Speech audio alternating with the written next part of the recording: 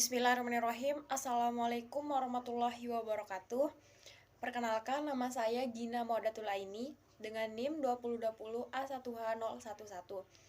Di sini saya akan mereview video mengenai kasus tindak korupsi Jaksa Pinangki. Terbukti Jaksa Pinangki melakukan tindak pidana, salah satunya yaitu korupsi. Korupsi menerima suap sebesar 500.000 dolar Amerika, setara dengan 700 miliar rupiah Indonesia, dari terpidana kasus Kesi Bank Bali Joko Chandra. Berikut silakan disimak video yang saya tayangkan.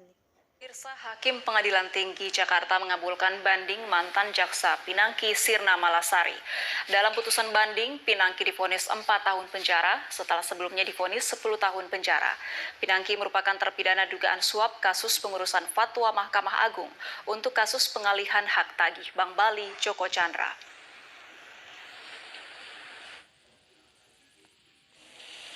Pinangki Sirna Malasari merupakan terdakwa dugaan suap kasus pengurusan fatwa Mahkamah Agung untuk kasus pengalihan hak tagih Bank Bali Joko Chandra.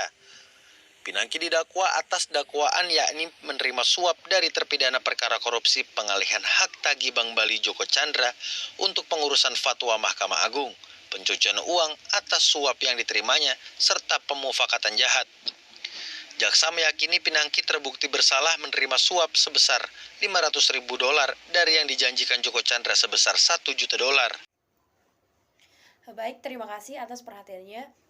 Menurut video yang saya tayangkan tadi bahwa kasus korupsi nama Jaksa Pinangki ikut terseret setelah beredar fotonya bersama Joko Chandra dan dicopot dari jabatannya di Kejagung. Jaksa Pinangki terdakwa menerima suap kasus pengurusan fatwa MA untuk kasus pengalihan hak tagih Bank Bali Joko Chandra. Jaksa Pinangki diyakini terbukti bersalah menerima suap sebesar 500 dolar Amerika dari yang dijanjikan Joko Chandra sebesar 1 juta dolar Amerika.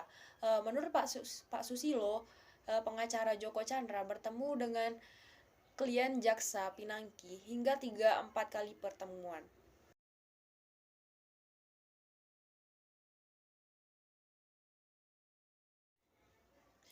Ya, itu dia persidangan Jaksa Pinangki. Pada tanggal 8 Februari 2020, sidang tingkat pertama, awalnya Jaksa Pinangki divonis dengan 10 tahun penjara dan didenda sebesar 600 juta rupiah. Lalu pada tanggal 14 Juni 2021, Pengadilan Tinggi Jakarta mengurangi vonis Pinangki dari 10 tahun penjara menjadi 4 tahun penjara karena ada beberapa pertimbangan, yaitu pertama, memiliki anak yang masih balita, dan yang kedua, sebagai wanita harus mendapat perhatian perlindungan secara adil, dan perbuatan terdakwa tak lepas dari keterlibatan pihak lain. Jaksa Pinangki telah dijerat melakukan tindak pidana dalam pasal 11 UU Pemberantasan Tindak Pidana Korupsi. Terus pasal 3 UU Pencegahan Pemberantasan Tindak Pidana Pencucian Uang, dan pasal 15 CU, pasal 13 UU Pemberantasan Tindak Pidana Korupsi. Baik cara pencegahan atau pemberantasan kasus korupsi ini menurut saya bahwa untuk penanganan kasus Jaksa Pinangki ini memang ranahnya KPK yang harus melakukan penyelidikan atau penuntutan hingga persidangan. Menurut pendapat lain juga, kasus ini harus melimpahkan secara arif kepada KPK sesuai amanat UU, dan KPK mengambil alih status penanganan kasus Jaksa Pinangki ini. Terima kasih, mungkin itu saja yang bisa saya sampaikan, kurang lebihnya mohon maaf. Assalamualaikum warahmatullahi wabarakatuh.